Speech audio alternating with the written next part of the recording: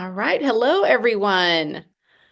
Thank you so much for joining us. Everyone here, from longtime followers to new friends. I'm Jennifer Schuba, the president and CEO of PRB. For the last 95 years, we've been working to use data and center evidence to improve people's lives around the world.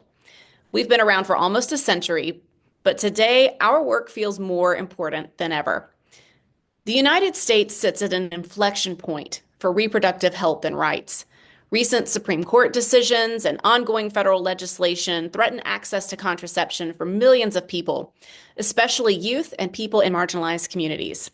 A huge body of evidence tells us that contraceptive access is not just about preventing pregnancy. It's a foundation for so many measures of well-being, including health, autonomy, and economic security. But in 2025, where you live still determines your ability to access this fundamental care. Today, we're launching the State of Access Scorecard. Going state by state, this new tool vividly illustrates how a state's policy choices on everything from Medicaid to sex education protect or restrict access within its borders. The scorecard reflects months of research, policy collection, and collaboration by my colleagues, and it gives us a new way to understand state policy environments in the U.S. If you're a researcher, journalist, or simply a concerned citizen, the scorecard can give you compelling insights on access where you live and how where you live compares to your neighbors. If you work in policy, advocacy, or direct service, the scorecard can support your work to expand access to contraceptive care. Following this launch, PRB is embarking on a new initiative to respond to requests for technical assistance from organizations working for policy change in the United States. Please feel free to connect with us if you're interested in this initiative. Today, we also have on hand leading voices in research, advocacy, and policy who will help us make sense of this evolving landscape. Thank you to the incredible expert panel for being here and for supporting this work. And thanks again to everyone in the room for joining us for this important conversation, and to my colleagues who worked so hard on this. I'm glad to see this day arrive. Without further ado, I'll turn it over to my colleague, Catherine, who will get us through some housekeeping and then introduce the State of Access Scorecard. Take it away, Catherine. Thank you, Jennifer. I'm Catherine Streifel, a Senior Program Director at PRB and a co-author of the scorecard. Please introduce yourself in the chat by sharing your name, affiliation, and location. Before presenting the scorecard, I'll share a couple quick housekeeping notes. First, please share any questions with us using the Q&A feature, not the chat. We'll either respond right away in writing or hold your question for the Q&A at the end of the event. Second, we're muting attendees throughout the event, but we still want your feedback. Please feel free to share your reflections or comments in the chat at any time. Next slide, please. All right, let's get started. So, many of the barriers to contraceptive access in the United States are shaped by federal and state policies.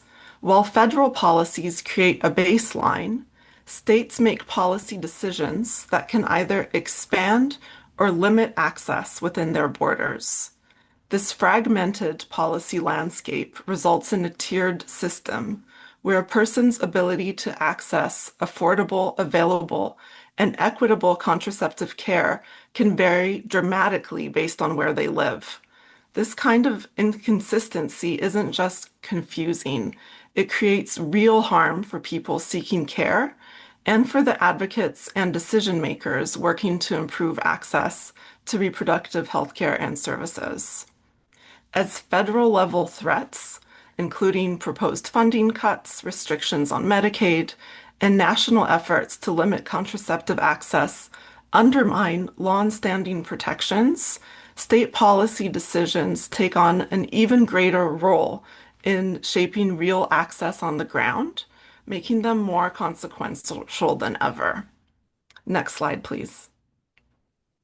So we created the State of Access Scorecard to bring clarity to this landscape. The scorecard assesses the policy environment for contraceptive access in each state and DC. Through an interactive map, It offers clear and comparable data on policy strengths and shortcomings across the United States. We hope this tool can support advocates, researchers, and decision makers with actionable insights they can use to propel their practice and policy making, whether that's understanding the efficacy of policies or working for policies that advance access to reproductive health care. Next slide, please. So, what policies actually matter for contraceptive access? Based on a comprehensive literature review, we uncovered 9 key state policies that are associated with expanding access to contraceptives. Those policies fall into 3 dimensions of access: affordability, availability, and environment of care. Affordability policies are ones that affect the cost of care. Those 3 policies are Medicaid expansion, family planning Medicaid expansion, and contraceptive coverage. Availability policies affect whether care is accessible and timely. Those 3 policies are ability to prescribe or prescriptive authority, extended contraceptive supply, and emergency contraception. Environment of care policies affect whether someone feels safe and supported when seeking care. Those 3 policies are minor consent, sex education, and refusal clauses. Next slide, please. Based on data from publicly available sources, including state statutes, policy trackers, and legislative websites, we then gave each state and DC a score for each of the 9 policy indicators based on the policies they have in place. Here we used a 4-level scale: protective, some protections and/or restrictions, restrictive, or no policy. With these policies scores in hand, we then calculated an overall score for each state. Here we applied a weighted methodology based on how much each policy influences contraceptive access and how many people it affects.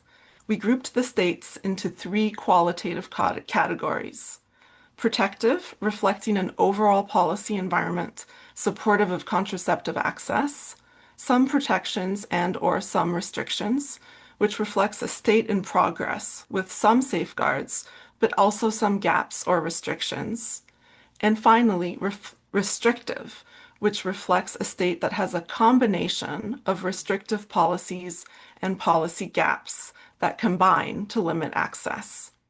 Overall, state scores help reveal where access is strongest, where it's most limited, and where there are opportunities for progress.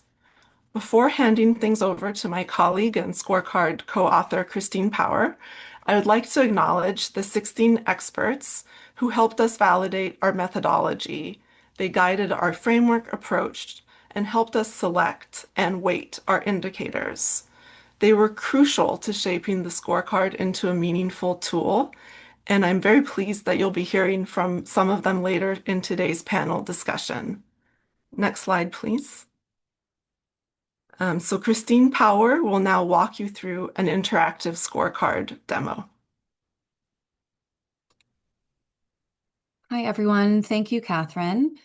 As Catherine noted, I am going to give a quick demonstration on how to use the scorecard, and we'll just ask for your patience while we share these website screen. Perfect. So welcome to the homepage of the State of Access Contraceptive Policy Scorecard. When you arrive on the homepage, you'll notice a default map. This default map here shows the overall score for each state.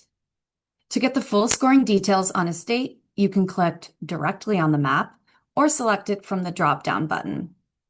Let's click on New Mexico. You can see that New Mexico now has a bold white border. When you scroll down, you see that New Mexico has an overall score of protective and a summary on why they received that score. There's also an option to download a state fact sheet, which pulls together all of the policy information available on the scorecard website into a PDF format. If you continue scrolling, you will see how New Mexico scores in each of the 9 policies we measured.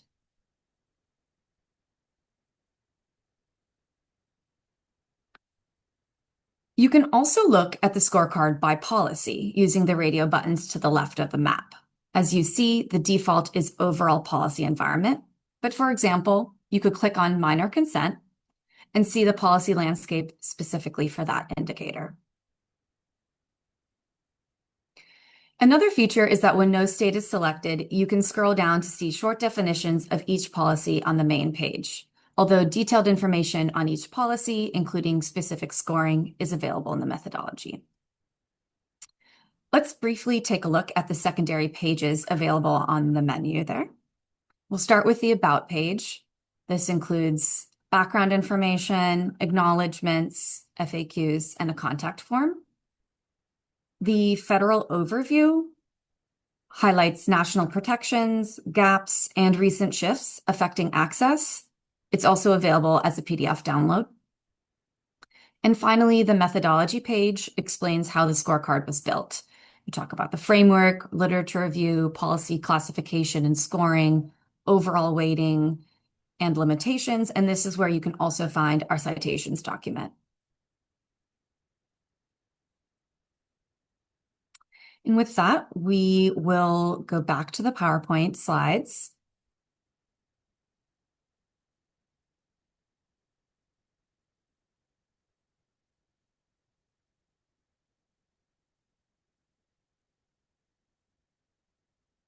Great, thank you.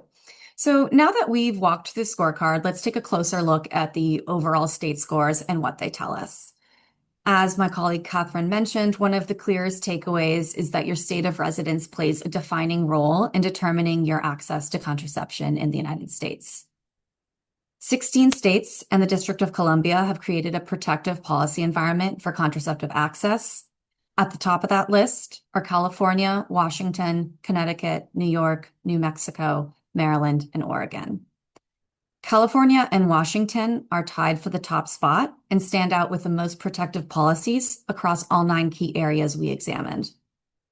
It's worth noting that all 7 of these top performing states have adopted Medicaid expansion under the ACA, signaling a broader commitment to reproductive and preventative healthcare access. 18 states fall into the some protections and/or restrictions category, which serves as a mixed category, representing a middle ground in the policy landscape. These states have policy environments that neither strongly protect or heavily restrict contraceptive access, according to our indicators. We often think of these states as in progress, working towards a more protective overall environment. This group includes states from across the political spectrum, such as Massachusetts and West Virginia, showing that contraceptive policymaking and access vary widely, regardless of geography or party affiliation. And finally, we have the states with the most restrictive policy environments. There are 16 states with an overall restrictive ranking. In Kansas, Mississippi, Florida, Alabama, and Wyoming are scored as the most restrictive. None of the most restrictive states have adopted Medicaid expansion under the ACA, a common thread that reinforces those broader barriers to reproductive health care. So these are some of our overall state insights. Let's now turn to some of our policy findings. In our affordability category, 10 states have not adopted Medicaid expansion under the ACA, leaving many low-income Americans without access to affordable coverage. Among the 40 states and DC that have expanded Medicaid, 12 have enacted trigger laws that could roll back expansion if the federal match rate is reduced, putting millions at risk of losing coverage. At the same time, recent federal proposals to impose work requirements on Medicaid beneficiaries would further threaten access, despite evidence that these policies create unnecessary barriers and disproportionately harm people who are already working in unstable jobs or facing caregiving and health challenges. 22 states have expanded Medicaid coverage of family planning services through a waiver, state plan amendment, or state-funded program, meaning that more low-income individuals can access family planning services, even if they don't qualify for full Medicaid, helping to close gaps in contraceptive access. And finally, 18 states do not require insurers to cover prescription or over-the-counter contraception without cost sharing, meaning that many residents may have to pay out of pocket or go without the contraception that they need. Next slide, please. Moving on to our availability bucket. 31 states do not require emergency rooms to provide information about or dispense emergency contraception. This puts individuals at risk of unintended pregnancies, particularly in urgent situations like sexual assault, when they may need timely access to emergency contraception but are not informed or supported by healthcare providers. Only 11 states and the District of Columbia require private insurers and Medicaid to cover an extended 12-month supply of contraceptives. And without this coverage, many people must refill prescriptions monthly or quarterly, creating unnecessary barriers such as more frequent pharmacy visits, leading to a risk of gaps in use. And finally, in our availability bucket, 20 states plus DC allow pharmacists, nurse midwives, and nurse practitioners to prescribe contraceptives independently. Allowing a broader range of healthcare providers to prescribe contraceptives improves access by expanding points of care, especially important in underserved or rural areas where doctors may be less available. Next slide, please. And moving on to our final bucket, environment of care. 23 states either have policies that restrict most minors or have no policy that explicitly addresses minor consent for contraceptives. This creates additional hurdles for young people seeking to make informed decisions about their reproductive health, potentially leading to delayed care, unintended pregnancies, and potential long-term health outcomes. Only 8 states require comprehensive sex education or abstinence plus education that is medically accurate and has an opt-out policy, meaning that most young people in the United States do not receive inclusive evidence-based information about sexual health and contraception, which can limit their ability to make informed decisions about their reproductive health. And finally, 21 states allow pharmacists, individual providers, or healthcare facilities to deny contraceptive care to patients for religious or moral reasons. These refusal policies may create significant barriers to accessing contraception, potentially by delaying or preventing care, especially for vulnerable populations. Next slide, please. Now that we've shared our policy insights, I'm going to hand it over to Diana Elliott, Senior Vice President of Programs at PRB, who will be moderating our panel discussion. Over to you, Diana. Thank you so much, Christine. These findings, as you can see, are incredibly informative, and I know that we're all eager to hear more from our panelists about the implications of this research in their own work. So I'm pleased to introduce our panelists to you now, and if they can go ahead and turn on their cameras. We have a range of experts with us today, some of whom were on the expert advisory panel and have been providing feedback on this from an early stage. Liz Elwert is the Director of State Policy at Upstream USA, a nonprofit partnering with health centers to ensure all patients have access to the full range of contraceptive options. A longtime champion for reproductive rights, Liz has shaped policy at state and local levels, including previous work at Planned Parenthood Votes Northwest. She holds a Master of Public Affairs from the University of Wisconsin-Madison and lives in Seattle with her daughter.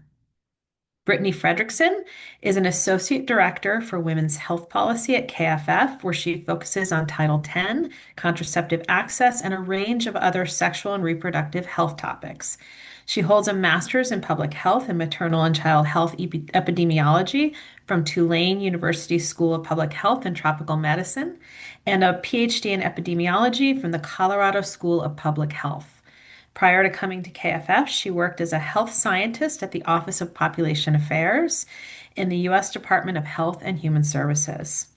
Cami Jeffrey, JD, is the president of Jeffrey Strategies LLC, a national consulting and advisory firm that offers program policy and strategy solutions for clients in the nonprofit and healthcare industries. A seasoned advocate and strategist, Cami has more than 15 years of experience in government, legal, and nonprofit sectors on both the state and national level, with a focus on sexual and reproductive health policy and programs. Cami most recently served as the CEO of Everybody Texas, where she spent 5 years overseeing the administration of one of the largest Title X family planning services grant awards in the nation. Candace Gibson serves as the Director of State Policy at the Guttmacher Institute, which she joined in 2024. She oversees the Institute's work to advance evidence-based state-level policies to secure sexual and reproductive health and rights. Previously, Ms. Gibson served as the Director of Government Relations at the National Latina Institute for Reproductive Justice and as a staff attorney at the National Health Law Program. She was an If When How Reproductive Justice Fellow from 2012 to 2014 and was a New Leaders Council Maryland Fellow in 2020. Dr. Laura Lindberg is professor at the Rutgers School of Public Health, where she directs the program in sexual and reproductive health. She was a research scientist at the Guttmacher Institute for nearly 20 years. As a social demographer, Dr. Lindberg focuses on measuring the trends, determinants, and consequences of reproductive health in the U.S. As a fourth-generation New Jersey resident, she's strongly committed to state-based research to support access to high-quality SRH care. Dr. Lindberg is also a national expert in adolescent SRH and is studying access policies for teens. Noel Ummer works in the field of sexual and reproductive health policy. She currently works as a senior policy analyst at SECUS, Sex Ed for Social Change, a leading national nonprofit that advocates for comprehensive sex education through policy change, where she tracks and monitors state, local, and federal policies and impending legislation related to sex education and other progressive sexual and reproductive health issues. She also sits on the board of directors for the South Asian Public Health Associations. Noel completed her master's in public health degree in sociomedical sciences with a certificate in sexuality, sexual and reproductive health from the Columbia University's Mailman School of Public Health. She previously worked as both a sex educator and health educator. And last but not least, Reverend Katie Zay is an ordained Baptist minister and the Chief Executive Officer of the Religious Community for Reproductive Choice. The Center for American Progress named her one of their top justice-seeking faith leaders to watch for her work on reproductive freedom. Reverend Katie has written for many outlets, including The Nation, The Washington Post, and Religious News Service, and she regularly appears in the media, including the New York Times, The Atlantic, and Newsweek. Previously, she co-hosted the Kindreds podcast, and she is the author of two books, A Complicated Choice, Making Space for Grief and Healing in the Pro-Choice Movement, and Women Rise Up, Sacred Stories of Resistance for Today's Revolution. As you can see, we have a stellar panel of experts for you today. Just a reminder that if you have any questions, please feel free to put them in the Q&A tab on the bottom of your screen. And I'm going to kick us off with some questions, but we'll leave time at the end to answer some audience questions too. So this first question, welcome everyone, by the way. We're so delighted that you're here. Our first question is for anyone. You can all chime in. What scorecard findings stood out to you? What patterns, gaps, or regional trends are the most interesting or concerning?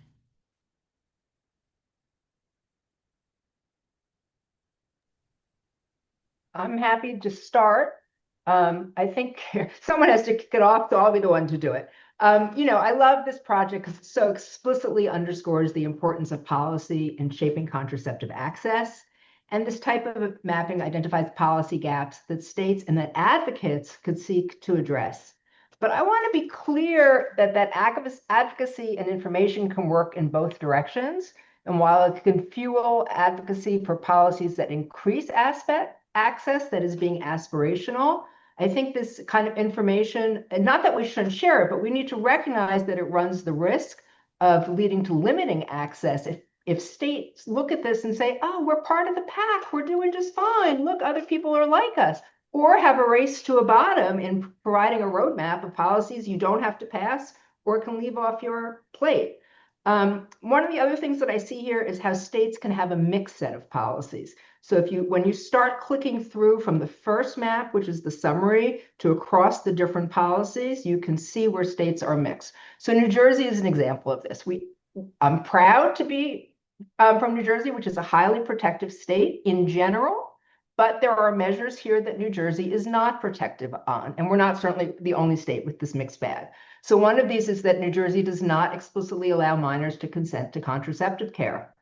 And indeed, New Jersey has among the lowest rates of high school students using prescriptive contraceptives of any state that's measured in the YRBS. So these consent laws are likely playing a role here, but I think laws only take us so far. We need to consider other influences on access. So let me put this another way. Reproductive justice has taught us that laws alone do not equal access. And we've often in the last few years heard the phrase that Roe was the floor for abortion access. And I want us to think about what the floor is for contraceptive access. This effort looked at many laws, and I think of them as layering on top of each other as we start to climb the ladder to access, coming above the floor. But we need to think about what else is needed on that ladder to accessing reproductive autonomy. What else besides laws? What is it about health systems, interpersonal factors, and individual level things that shape access? A law isn't enough to access care if you lack information, if you've gotten the message that certain methods just are unacceptable or too risky to use, if you lack appointment availability, transportation, all those things. So we need laws that are protective for contraceptive access, and this effort really shows us what those laws could be, but we do need so much more. I'm seeing lots of nodding heads, so jump on in. I know that this resonated with you. I Yeah. guess. Oh, Oh, go for oh, it. all right. No, Wall, you go ahead first. Okay, awesome. So first of all, thank you, Diana, so much for the lovely introduction. I know that was a lot. And then thank you to PRB for inviting Seekas to be on this panel and also help contribute to the scorecard development. Just a couple of things that stood out to me when I was exploring the scorecard. It looks amazing. And I'm really excited for everyone to be able to use it. The first thing that I saw is when you're looking at sex education policy, almost every state had some law regarding sex ed, whether it was good or bad, or whether sex ed is being required or not. But when you toggle to look at just contraceptive coverage, the majority of states didn't have a policy regarding or guaranteeing contraceptive coverage. So, assuming young people are even receiving some level of instruction on contraception through sex education, there's really no guarantee that they're going to be able to put that knowledge into use in a way that truly benefits their health. That was the first thing. The second thing I would say is that the states that had the most restrictive sex ed policies also tend to be the states with the most restrictive minor consent laws. And of course, that includes consenting to family planning services, including contraception, which really shows that many of those states do not recognize young people as agency, nor do they want to empower them. And essentially, they're hostile states or hostile environments for young people, their right to self-determination, and then their healthy development. And the last point I'll make is when you compare sex ed policy to the overall policy environment for the country and also in a specific state, sex education felt pretty indicative of the overall policy environment. So if the sex ed policy was restrictive, guaranteed the overall policy environment would be restrictive. And I think that just reaffirms something we at SECUS believe, which is that if you advance sex ed, it's really critical and it's a vehicle for social change and making this cultural shift where we have a society where people's reproductive rights and autonomy is recognized and protected, and that would include the right to contraception. So those are just some things that really spoke to me when I was looking through the scorecard. Thank you. Candace, you wanted to speak earlier. Do you want to jump All in? right, I'll jump in. And thank you so much for inviting me to be on the expert panel. And it's just, it's so exciting to see this out in the world. So what I will say, I think really reflect, sort of adds on to what Noel was saying and also Laura, that I think when you look at the contraceptive policy scorecard, right, and look at other, areas of policy like sex ed, right, or even abortion care, for example, because Guttmacher has our interactive abortion policy map. So that's my other frame of reference for this conversation.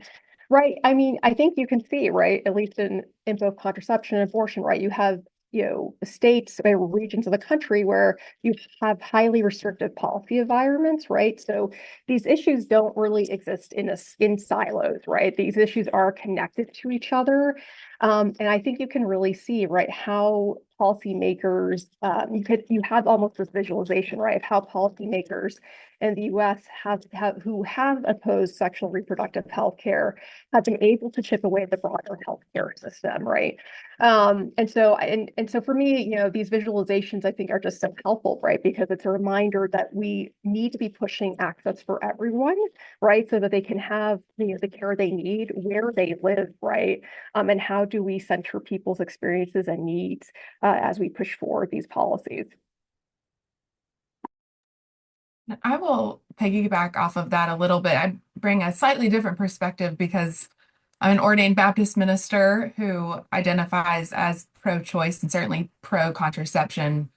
And so the lens that I'm bringing to this is really in alignment with having followed the rise to power of the white Christian nationalist political movement.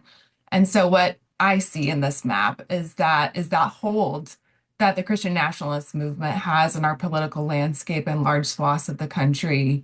And just so we're clear, when I say Christian nationalism, what I mean is the political movement that has co-opted, distorted, and weaponized Christianity, Christian language in particular, for the sole purpose of consolidating political power and destroying our democracy so that a very small group of people can maintain power over all the rest of us. So we see this stronghold really reflected in the scorecard and in other maps that are showing, access to reproductive health care, including abortion care across the country, as many have already said. So that's the lens that I bring to reviewing it. And it's really concerning to me that this legislation is often created and passed by lawmakers who identify publicly as conservative Christians, and that they cite their faith tradition as the reason for supporting these harmful policies. And so what this does is reinforce a false narrative that to be a person of faith means that you, one, identify as Christian in a very narrow sense and thus politically conservative, and that somehow our faith teachings and values are in conflict with sound public health practices that protect the common good. And this is just simply untrue and not representative of the vast majority of people of faith who support legal abortion, who support contraception access, who support comprehensive sexuality education, and in general, who support caring for marginalized communities. And that's why it's important to me as a CEO of the Religious Community for Reproductive Choice that I participated in developing the scorecard as a reminder that there are many people just like me who believe that access to reproductive health care, including contraceptive care, is a moral good, and that true religious freedom is a shield and not a sword. And religion ought not be weaponized as a tool of oppression, but rather a framework for our liberation. And that starts with being able to determine for ourselves our reproductive decisions and futures. Well, I'm getting goosebumps over here. That was so powerfully shared. I want to thank you, PRB, for inviting me to speak and for the opportunity to contribute to the development of the resource. I couldn't agree more with, first of all, Dr. Lindberg's comments about how laws alone aren't enough. And that is a much needed topic of conversation about where this research could potentially go next. That said, this is a really beautiful, much needed resource. And I think one of the things that stood out to me is just how much opportunity there is to expand access because of the variety of policy mechanisms that are available. And the scorecard doesn't even cover all of them, right? I think there's a lot of potential to make meaningful policy gains by focusing attention and resources in places that perhaps haven't historically been at the center of this conversation, places that show up on this map as having no policy, or I think as having a policy void, where policymakers and providers may not yet even be familiar with some of the more recent trends, like pharmacy prescribing or extended supply. So I think there's a real opening for education and progress there. And another thing that struck me, which relates to what Reverend Zay so powerfully shared, is what it feels like to be looking at this scorecard now in 2025 versus how it might have landed a decade or more ago. Because we're in this moment where longstanding federal safeguards feel less certain, and I know we'll get into this more later, but this resource reads not just as a state-by-state comparison, but also increasingly as a map of risk as well. And I think it helps us see really clearly where patients are most vulnerable to losing access to contraceptive care as those federal guarantees begin to disappear. So for just an example, the fact that so many states don't require insurance companies to fully cover the cost of birth control, that now feels like a more urgent policy gap than it might have 10 years ago. Yeah, I agree so much with everything Liz just laid out. My lens is I'm a Southerner and I've lived and worked in Texas for over a decade doing work in a really hostile state. So I'm used to seeing maps that that whole swath of the country falls in this restrictive space. I think some things that came to mind when I looked at the overall policy map a few years ago, lots of these states would have been even more restrictive. We have amazing advocates and voters in Southern states that have been working to expand Medicaid over a decade after the passage of the ACA. A lot of that is at risk now with, work requirements and other rollbacks to really important coverage that saves lives in our country every day. I think another thing that you can see is there's just been this incredible momentum on pharmacist prescribing and extended supply of contraceptive access in the country in recent years.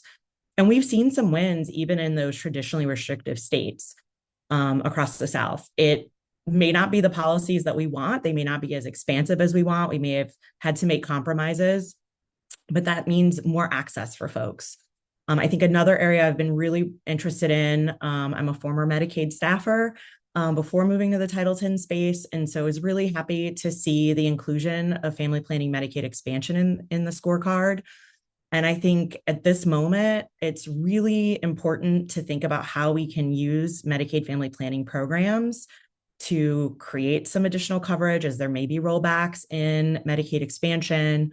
And so this is like a really great visual representation that almost half the country has leveraged that program in some way, shape, or form, including places across the South. So there are ways to do this. And I think the scorecard really helps us kind of visualize that and think from an advocacy perspective. Yeah, I'll end our comments on this section, but thank you all for your great insights and thank you, PRB, for inviting me to participate. I think the scorecard's coming at a really pivotal moment right now at the start of the second Trump administration, where we now have an opportunity to monitor how things go over the next several years. And kind of this is baseline. And with only 16 states having protective policy environments, I think there's a lot of room for improvement if states are up for that at this moment. For me, the minor consent laws and the sex education indicators were really striking. I mean, the fact that only 8 states require comprehensive sex education is really concerning, especially as we see the reproductive health safety net go away and be defunded. A lot of adolescents rely on clinics like Planned Parenthood, and if they can no longer go there, helping them navigate this new environment where they need to find a new place of care, or their coverage is no longer taken. So I thank you all for doing this because I think it's really critical at this moment in time. Well, thank you all for your insights on this question and for so many of you for guiding, what this product became. So my next question is for Brittany, Candace, and Nawal. And this is about, your organizational perspective. So your organizations, Guttmacher, KFF, SIECUS, are among the sources of the scorecard data. So from your perspective, how does this new scorecard complement existing policy work? We were very cautious in the design of this, right? And gleaning your feedback. What role do you think tools like the scorecard can play in shaping public understanding or policymaker attention? That's a great question. I have a lot to say on that. Jump in. But just to start off, I think sex education policy and like education policy in general is not always as black and white as some of the other policy issue areas. So the way that a state could be more blatantly hostile towards abortion through gestational bans, trap laws, etc. Other states might have more nuanced laws when it comes to sex ed, meaning they could be both protective and restrictive policies in place at the same time, which then, of course, impact implementation. And so what that could look like is a state might require sex ed to be taught in all schools, but that sex ed is not required to be medically accurate, or it might not be required to be evidence-based, or absolute worst case scenario, it might be abstinence only, which we don't really consider sex ed. And so I think to Dr. Lindbergh's point, we really look at just because a policy exists, it doesn't really tell us anything about implementation, but it can be a starting point from which we can begin to understand sort of the political climate in that state and if it's favorable to our work and our efforts or not. And so to that end, I think this scorecard is that springboard for researchers, for policymakers, for advocates to understand at a baseline, where does their state stand on sexual reproductive health rights, and where can they go from here? Because again, simply having a good policy on the books is not enough. I think just to tie back to recent events, I think this is partly why sex education classrooms and schools in general have become legal battlegrounds in the last few years because of the lack of protective policies or existing policies that are really confusing, or the fact that a lot of sex ed is down to local control. And so I think the scorecard also speaks to the need for more robust policies because you can see, as y'all mentioned, there are many states that have both protective and restrictive policies, which really make it challenging for communities to navigate the healthcare and education system in a safe and effective manner. And then just about accessibility, I think the scorecard is a highly accessible tool. I personally always see the value in depicting high-level policy data in a visually appealing way, in a way that the general public can access and understand, because I think that's how we can support effective grassroots advocacy efforts that'll really bring about true change. That's also why we update at SIECUS like our state profiles, and we recently re-updated our state report cards and put it into that format so that our advocates can really understand how their state policies match up to the rest of the country and where there's opportunity for growth. And then the last point I'll say is just at SIECUS, we're constantly trying to thread the needle between intersectional social justice and health movements and the movement for sex ed, because ultimately all of our policy issue areas impact people's abilities and lives and their ability to live healthy and fulfilling lives. And so I feel like this scorecard will really make that case for us and for our national partners.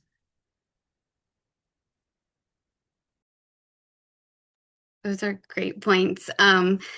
Yeah, I think I love tools like this because it's a really nice way to put all of the policies together and get a snapshot. And I didn't even realize until you all showed it today that you could print out a sheet of all of a state's policies. So a state has a fact sheet on their contraceptive policies. I think that's amazing.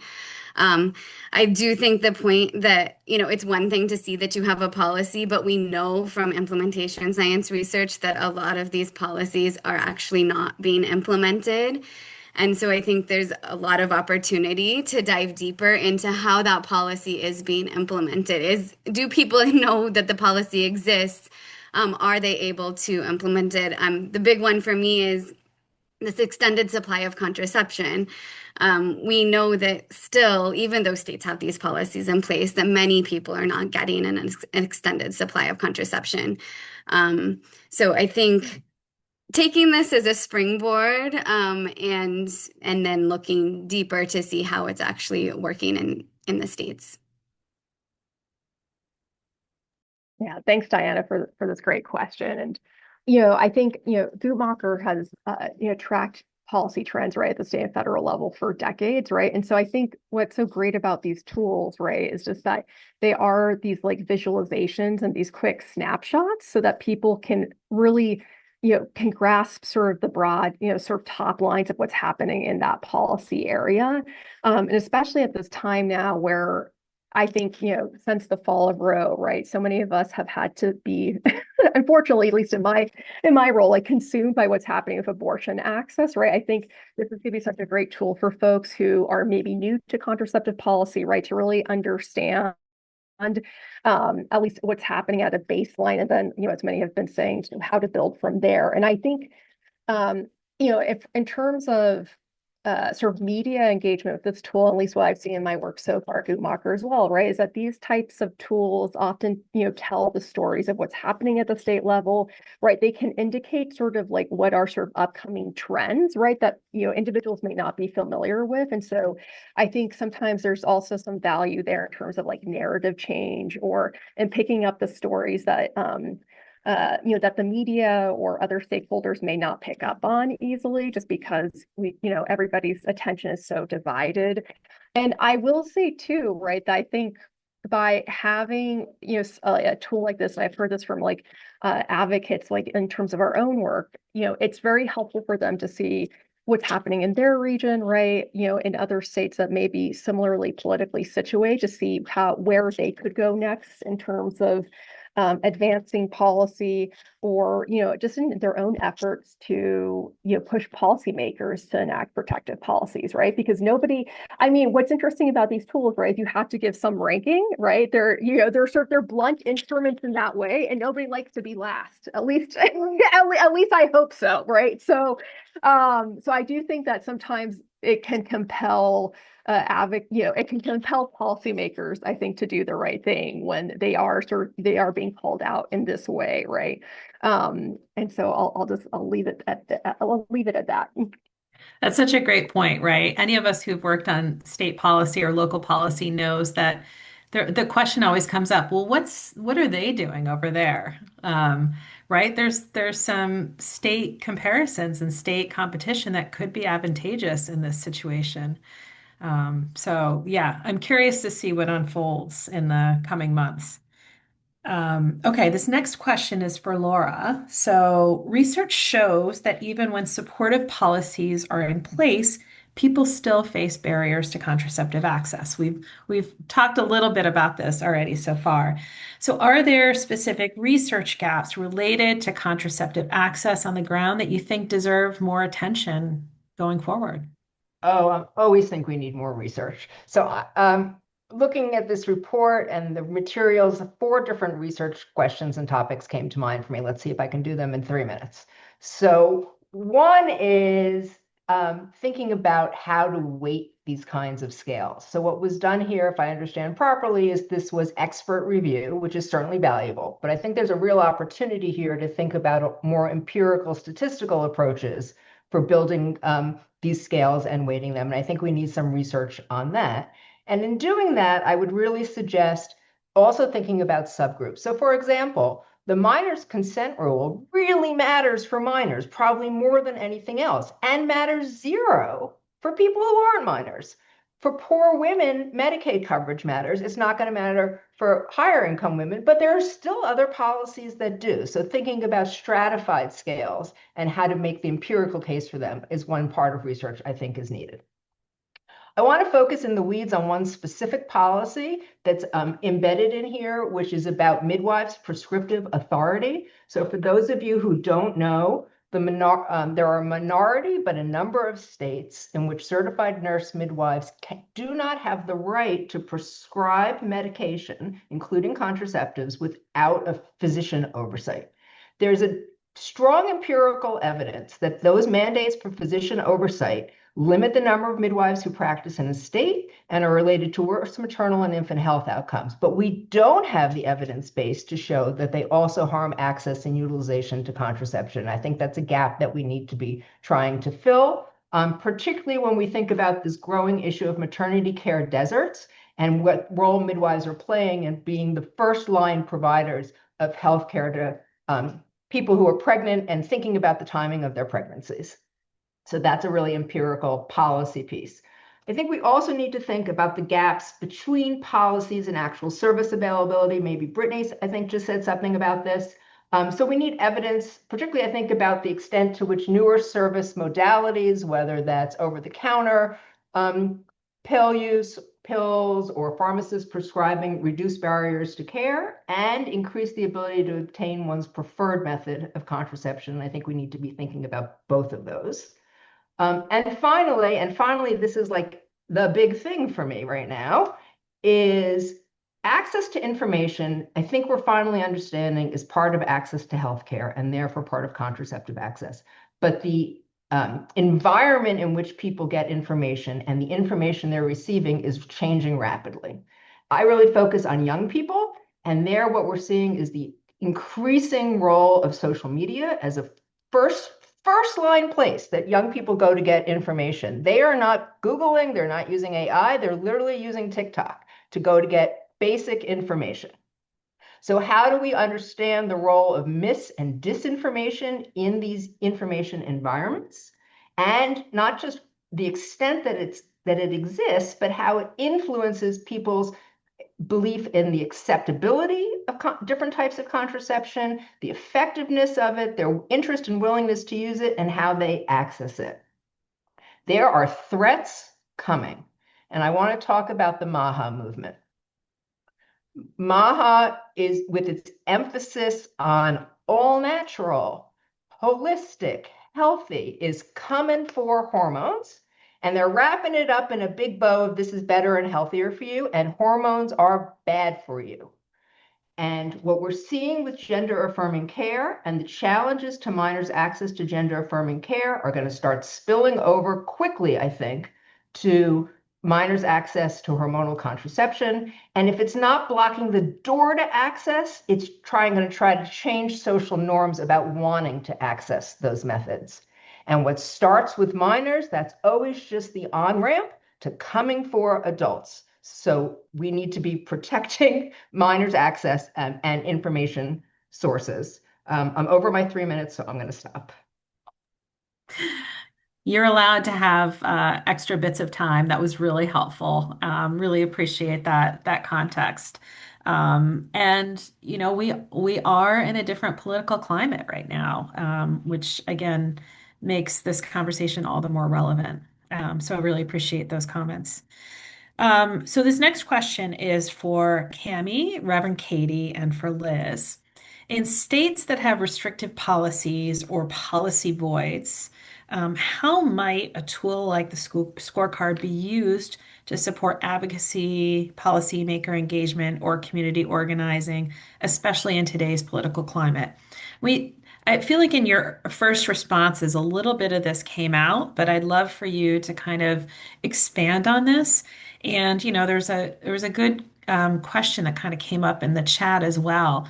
People who are participating on this webinar, they want to know what they can do as well. So, I think thinking about how we can leverage this opportunity is really helpful. So if you want to jump in, go ahead. Yeah, I'll kick us off. So I've both worked inside a Medicaid agency and I've led administrative and legislative advocacy efforts outside of government as a key stakeholder. So I really think scorecards like this are useful tools, especially as folks are preparing coalition strategies and informing discussions with agencies and legislative leaders and engaging the public in grassroots efforts around advocacy. Going to legislative hearings, going to rallies at the Capitol, having conversations, writing op-eds, right? All of media advocacy is so important that people are aware of what's happening. I think that, it's really important to understand the landscape of a particular policy, not only in your state, but also in the states that are geographically, politically, or demographically similar to your state. So during my time in state government, when folks would bring a suggestive policy improvement to us, one of the first things we would ask is, what are the other states around Texas done on this matter, right? So not just our neighbors in Oklahoma and Arkansas and Louisiana, but states that are really similar to us, like Tennessee and Florida. And so we would look to those states. And if stakeholders couldn't answer, it was usually my job to go get that information. But I think that, I'm looking at this map and I can imagine advocates in Florida asking, well, how is it that Tennessee and Texas have managed to get insurers to cover extended supply, but to some degree, but we haven't yet? Or my colleagues in Texas pointing to Florida and Tennessee as doing, something around prescriptive authority. So I think that's one key thing right now that's really helpful as people are trying to figure out those priorities as we're in a constant barrage of attacks on contraception, right? I think the other thing that would be helpful for advocates in mixed or restrictive states is to look to similar states that have had success and use that to inform your research and outreach agenda. So we know that time and resources are incredibly limited in our fields. And so we should be doing everything we can to develop regional and multi-state coalitions right now that are focused on increasing access to contraception. And this scorecard can be used to think about how to create cohorts around these buckets of affordability and availability and environment of care. I think one last note around the current political climate. I've been doing this work for, over 15 years now in a state that's it's always been really hard here. A lot of what is happening at the federal level, both during the first Trump administration and now, comes from playbooks like Texas. So I think I try to remember that all is not lost, that we have incredible power in community. It's not always as simple as one party supports access to contraception and one party opposes it, although it really feels like it right now. One party's budget and policy priorities will definitely present more risks or challenges, and we're seeing that, especially at the federal level. But it doesn't mean that we're left without opportunities. I know because I've spent my entire career working in deep red states, and I have still managed to advance budget and policy measures that increase access to contraception, including in Texas. So while most days I'm really defeated, I do try to remind myself that no matter the landscape, opportunities do and can exist if we work collectively to create them. And that's why doing this work with, all of these folks on this call for so many years now, our organizations are always aligning and talking to each other and sharing knowledge and information. And that's even more important today than ever before.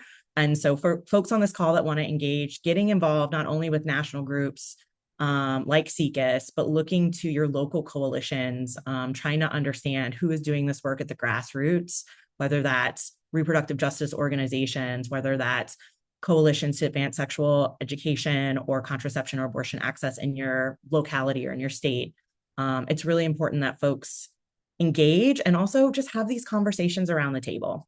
I'm from Louisiana, super Catholic community, and having conversations about the importance of contraception and abortion care to my life, to the lives of the people in my friend group, in my family, in my community, that's incredibly important. And things like this help, like being able to point to policies and say, we could do better here. Let's engage on this. Super important. Amy, thank you for speaking from the heart. I really resonated with a lot of what you said, and I live in North Carolina and from Georgia, so fellow Southerner. I saw there were some other North Carolina folks, and even somebody from the Carolina Abortion Fund, which I helped start a long time ago. So would love to just like connect with anybody who is in the state or surrounding states.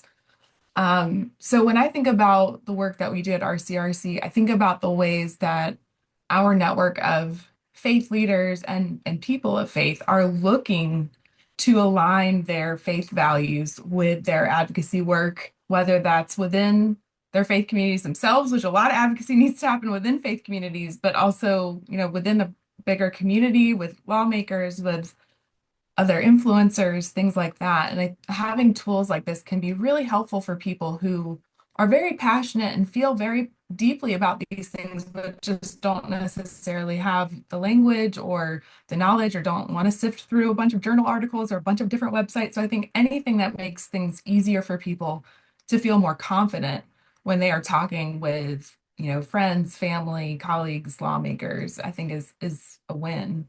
And I was thinking very specifically about a time just not long ago, a few months ago, I was at the state capitol here in Raleigh with a bunch of faith leaders and people of faith. And we were looking at this slew of bills that we were asked to speak out against, primarily here. And it was overwhelming. And the language of the bills is so misleading if you are not if you're not totally aware of what's going on, and are often very much framed as protective, especially of young people when we know they're very harmful. And so I'm thinking about those few minutes before a lobby visit when you don't know the people and you're trying to feel prepared in these kind of high pressure situations. It can feel really daunting. So having this kind of resource could be so helpful, will be so helpful in that preparation of like, let me look this up really quick. Let's all get on the same page about this and feel, again, just confident in the information. So I think it'll be really helpful for people of faith in particular. And there was also a question in the chat around providing sexuality education in places where school systems aren't allowed to. And I was thinking about how some faith communities are really great providers of sexuality education. Now, some of them don't do it well. I can attest to that from my own life, but I think of models like Our Whole Lives developed by the Unitarian Universalist Association, which is this amazing model of lifelong comprehensive sexuality education that congregations can provide. And I could see somebody in a state that doesn't have good policies around sex ed and more being able to use this to advocate within their congregation of why it's so important. We need to take care of our young people, and here are, the gaps in their education. We could fill them here. So I could see that kind of internal advocacy happening as well. And I think, at RCRC, we try to very much focus on the human impact of policy and just the state of our political landscape. And I think the challenge with a tool like this is bringing those things together, the big picture with the real impact on people's lives when they don't get the care and the tools that they need to thrive. And I think faith leaders and faith communities are uniquely poised to bridge that gap in ways that we can advocate together for a more just and compassionate world.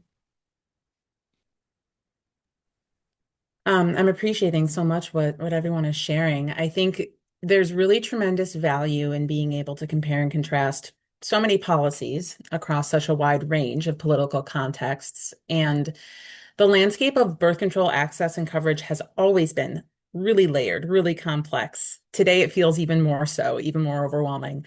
And so it's hard to know what's real, what's current, what applies where. And I think that's where the scorecard becomes so powerful because it's produced by a trusted source. It helps cut through some of that noise and confusion, and it puts reliable, really hard to find information all in one place. One of my favorite things about a tool like this, and people have touched on this already, but it helps also break through this myth of exceptionalism when it comes to state governance, because every state thinks of itself as a unicorn, right? Like politically, culturally, demographically. And while that may be true in some ways, policy-wise, it is rarely the case. States do look to one another, as we've already heard, especially to neighboring or like-minded states to see what's already been tried, what's worked, what feels politically feasible. So if I'm advocating for change in a restrictive state or in a policy void state, this scorecard lets me point to concrete examples by saying, again, here's what another state in your region is doing. Here's what a state that shares your values or faces similar challenges has already done. And it can help shift the conversation from this could never work here to this is already working right over there. And wins in these places can feel few and far between. So, when Cami was talking about one state saying, well, how did they manage to get that done in a place like that? Reach out to the advocates there who made it happen and get into deep conversation about their strategies. Because speaking as someone who's helped secure legislative wins, hearing from policymakers or advocates in another state about how they can replicate the success that you've managed to achieve is almost as exciting as getting the bill passed in the first place.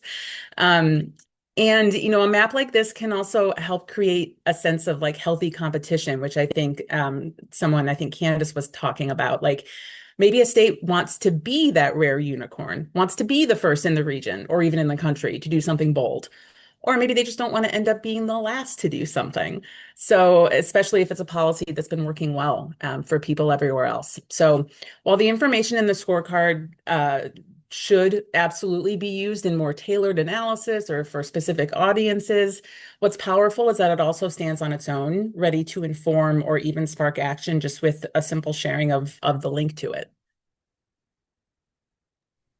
Thank you all so much for those answers. I think those tips, really can help people kind of find that path to be helpful and advocate in this space where, Cami, as you suggested, it is hard right now, but it doesn't mean we should give up. So I'm curious if anyone else wanted to chime in on that question. Any other thoughts from any of the other panelists on this piece? Yeah, Laura. I'd like to add things. So I think I would encourage folks in their states to look for partners and collaborators and support outside of the narrow SRH group. In New Jersey, which has just passed a set of policies, many of which are documented here, that expand access to contraception, the push came from a state level program called Nurture New Jersey to make New Jersey the safest place to have and raise a child. It was about maternal infant health and having the power of the governor's office focused on maternal health outcomes led to support for family planning. And we've been documenting that, in fact, postpartum contraception, which was one of the goals, has increased since these policy changes. But that push from the MCH people for SRH was a big help. And I don't know that we often think that they can be our friends and allies in this. That's great. Yeah. Really helpful. Any other thoughts, ideas before we move on to the next question? Loving the chat that's happening, by the way. I'm not able to follow this super closely, but when I can see bits of it, it's just really thank you all audience members for being so engaged in this conversation. Um, so this next question is for Liz, Brittany, Candace, and Laura. How are shifting federal protections like the Big Beautiful Bill Act and the Medina versus Planned Parenthood Supreme Court decision reshaping the landscape for contraceptive access? How can state level strategies respond to changes in federal protections? Huge, really important question that we could spend much more than just a few minutes on. So thank you for asking it. In terms of what this all means for contraceptive access on the ground, it will take some time to fully understand because there are about as many ways for this to play out as there are states in the country. I'll say that at a high level, we know that these changes mean many millions of low-income people will lose their health insurance. The providers that serve them will need to make some hard choices about potentially cutting staff, reducing clinic hours, or which birth control methods they can even afford to offer them. For safety net providers like FQHCs and Planned Parenthood, changes to Medicaid funding and who can even qualify as a Medicaid provider could mean losing so much revenue that they're forced to close their doors. And we are already seeing some of this. Even before these decisions were final, some providers began pulling back just out of fear or uncertainty. So, in light of all that's happened at the federal level, it is important to watch and for the advocates out there to try to influence what is happening in the states because they are now the front lines in protecting access to healthcare for those most at risk. We may see states that want to reaffirm their commitment to contraceptive access by backfilling lost revenue for those providers. Others might pursue legislative or regulatory changes in how services are delivered or financed. And still others may choose to wait and just see how things unfold for now. But I'll also say it's not just about playing defense. States have the opportunity to lead here, for example, by modernizing reimbursement for FQHCs or reducing other administrative barriers to same-day access. So to answer your question from a very high level, yes, the federal landscape has shifted in ways that will certainly affect how, where, and if a lot of people can still get their birth control. And it's so important that we don't lose sight of that. When a clinic closes or someone loses their insurance, it can mean losing access to the birth control method they've relied on for years. And if you've ever had to stop taking a medication you didn't want to stop because of cost increases, insurance changes, or availability issues, you know how destabilizing and even frightening that can be. So in the coming months, state budgets will certainly be strained because of these federal restrictions, and policymakers will be looking to stretch every Medicaid dollar further because they cannot afford to pay for care that doesn't create better patient outcomes. So they will need to hear from the experts, like the folks who worked on this scorecard, like everyone on this call, about why helping providers prioritize contraceptive care isn't just the right thing to do, which it's always been, but it's also one of the smartest investments that can be made in healthcare right now. I'll follow up here to what Liz was saying, and pretty much amen to what Liz was saying so far regarding this question. I mean, I think the other key piece of this too, right, is that and speaking from just my time, serving Latina and Latina communities on the ground. Like Planned Parenthood clinics, for example, are often the primary source of care for many communities who are marginally underserved in our broader healthcare system in the US, right? So, they're not just going there to, get contraceptive care or STI screenings. They might just be there to get cancer screenings, right? Or maybe because they have the cold, right? And so once you close that door, it's highly unlikely that they're going to seek care somewhere else. And so I think this is also, a conversation where we have to keep in mind where, how is this going to impact communities of color, right? Immigrant communities, other communities that are under attack in this current political environment overall. And then I think that also the other thing to add to Liz's point too, right, is that we know that Other safety net providers are not going to be able to ramp up capacity to absorb the patients who will need to seeking care, right? I know the opposition has said quite a bit about federally qualified health centers, right? But like these health centers are just not, they won't be able to ramp up their capacity, right? I think from some of my Guttmacher colleagues, right, they came out with, some data points earlier last month, right, where FQHCs would have to increase their capacity by 56%, right? And, FQHCs receive Title X funding, and that is also under threat by the federal government. So I think, this, as Liz was saying, right, this is a time where I think advocates on the ground in the states can really, call upon their state policymakers to ensure that providers get the resources and funding that they need to provide care, but also to go beyond that, to really see how is it that we push for care that is accessible, that is person-centered, right? And really continue to make sure that everyone can get the contraceptive care that they need or that they prefer. I just want to add one thing to this, which is I'm very concerned about the threat of the Title X clinic network getting smaller, whether that's changes in funding or groups like Planned Parenthood who say it's not safe for us to be in Title X. We're going to keep our doors open, but we're going to change how we do that. Title X allows minors to obtain contraception without parental consent or notification, regardless of what the state law is or isn't. And other providers in the state don't do that. So even shifting the same money to a different safety net provider won't provide minors the same level of protection and access. For states that don't have an explicit policy that minors can consent, I'm looking at you, New Jersey, the risk is that they're going to start limiting access for minors more. So I think that's one of the policies I really see as an opportunity to put up the guardrails for the train wreck that is coming towards us.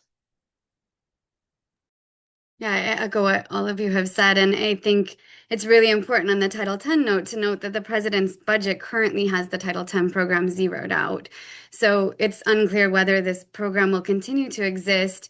And not only that, in this current moment, there are over 300 Title X clinics that have their funding withheld by the administration. So without any end in sight to that. So not knowing when or if they will receive funding. And as a clinic, you have to make really hard decisions there, whether you can keep your doors open.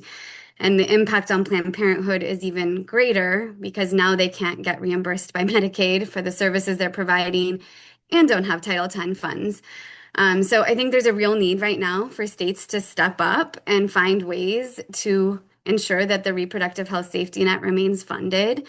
We saw in the first Trump administration, when about 1,000 clinics no longer had Title X funds, that many states were able to fill in that Title X funding. It's a little harder to fill in Medicaid funding, but I think states can start thinking about it. We've seen 2 states, I think, say that they are going to start filling in this funding.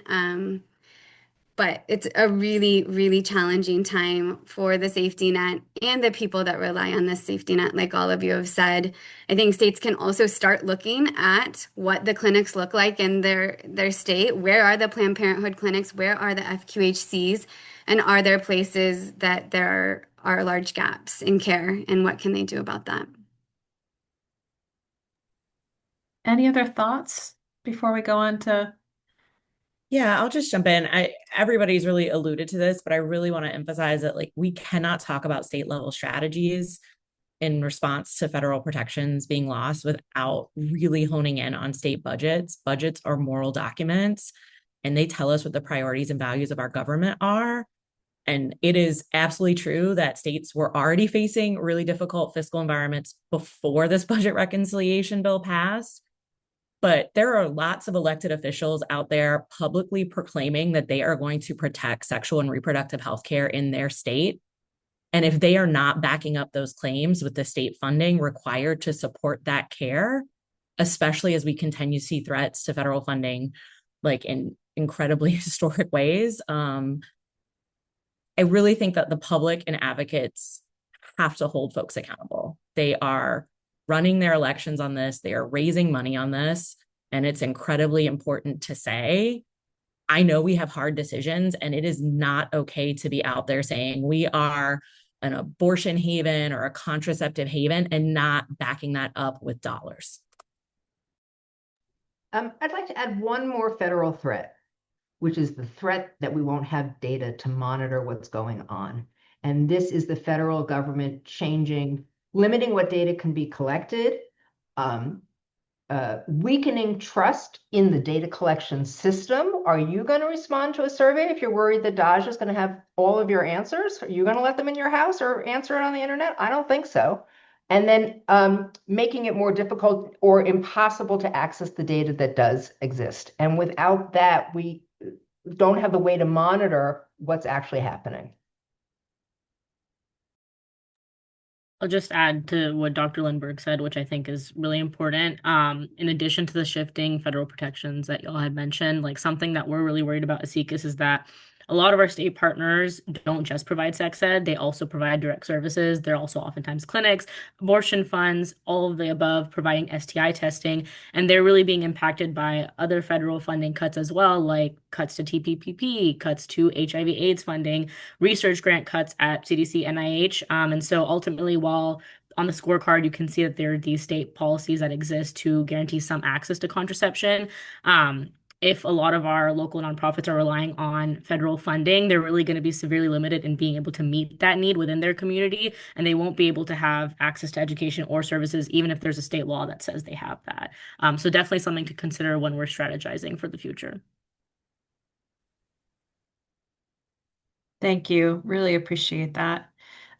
We have some great questions coming in the Q&A tab. And this first one is for anyone. It's from Victoria Freeland, and they write, I'd love to hear the panel's thoughts on the recently passed Fertility Treatment and Contraceptive Protection Act here in Tennessee. We worked hard to help build support for it, and we were encouraged to see it pass with bipartisan backing. Given that success, where do you see real opportunities for advocates to continue building bipartisan momentum on reproductive health issues?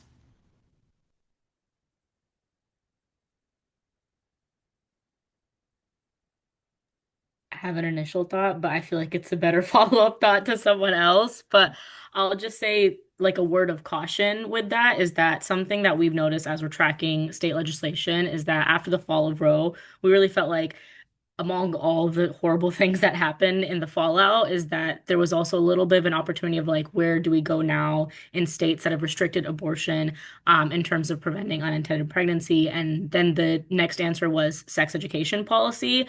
The downside to that is that in some of those states, the opposition has kind of co-opted sex ed then and is like, yeah, we'll have sex ed, but it's going to be on our terms and it'll be abstinence only, or it's going to be incredibly stigmatizing towards abortion, i.e., baby Olivia laws. So just something to consider when you're working in coalitions and trying to get that bipartisan support, that there's definitely things that you don't want to lose sight of. For example, we've seen some laws that passed this session that require medically accurate sex education, but then also require them or force schools to teach fetal development to elementary schools, which is not best practice. So it's like, what are we picking and choosing, and is it worth it in the long run?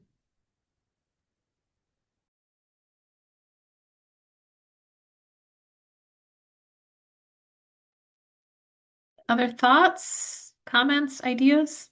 I mean, I'll jump in here, and Noel, I think that was a great answer. So I'll jump in here to say, I think, we have, I mean, first of all, kudos to you, Victoria, on your like successful win and right into the coalition's win, right? Because I know, coming from, I was born and raised in Utah, that, that is a significant hurdle, right, to have bipartisan backing on a bill like that.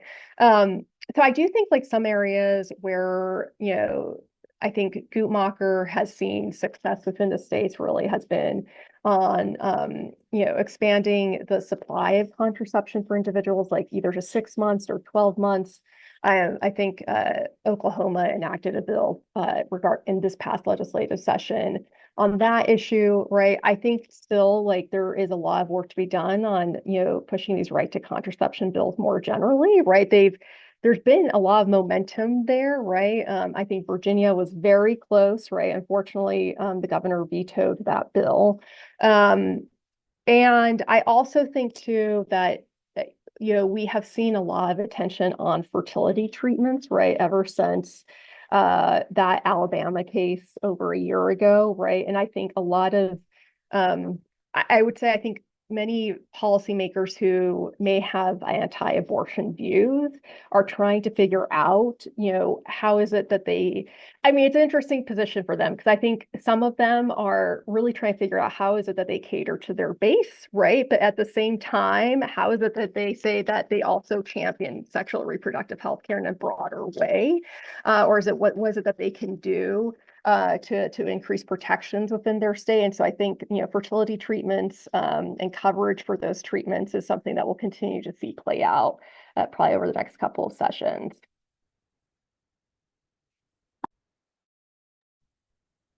Thank you, Candace. I have another question here, and this is for Reverend Katie from Linda Arnott. I hope I pronounced that right. Could you speak more to how to respond to faith-based opposition to contraception and relatedly abortion? Just in general. Um, In well, general, but you can have liberty to make it as specific as you would like. yeah, I mean, I think this is why it's important for people of faith specifically to be responding to the public rhetoric that is framed in Christian language often around these topics, because what I've found is that sometimes in our movement, we want to make a public health argument in response to a moral argument, and those things are both valid, but they're not in speaking the same language. And so I think it's important to go back to what I was saying before, like religious freedom is the ability to practice your own religion, but it's also freedom from religion. And it means that no particular theological viewpoint or ethical viewpoint should be determining for everybody else what is right for them. And I think to just recognize that there is such a broad spectrum of theological and ethical beliefs within every single tradition that I've ever come across, that there is no one particular viewpoint. So I think it's important for every person to have the ability to make for themselves the most moral decision about a pregnancy, when, if, and when to have a child, etc. But we should not be imposing or certainly not legislating for everybody else those very personal decisions, and that doing so is actually immoral. So I always talk about the moral good of people being able to make informed decisions and for themselves as the most important thing. And we might disagree with somebody's decision to do something, and that's fine. But ultimately, I believe that that's what it means to be human, is to have a conscience and to be able to make those decisions for ourselves. So there's a lot more I could get into around the weeds, but I think just kind of again affirming what true religious freedom is and not the way that conservative politicians talk about it, and also just that freedom of conscience that most faith traditions share. Thank you. Really helpful. Our final question, if you can believe it or not, we're close to wrapping, is, do you have any final thoughts or reflections that you'd like to share with the group?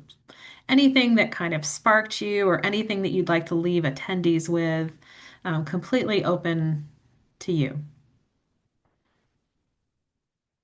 I'll just make a last point, which is that I really like what Candace said about motivating states by kind of calling them out. I think it is a powerful public humiliation tends to be a powerful motivator for folks. When we released our 2025 report cards, we had a lot of emails that came back that was like, why is my state an F? Like, I thought I live in, I don't know, XYZ school district and I have comprehensive sex ed, but it's like, no, your state policy is actually the problem. And so that really motivates people to be like, okay, I need to work with my local coalition and figure out how we can improve or like enact protective policies. So I do think this scorecard is going to contribute to those kind of resources and really help motivate change.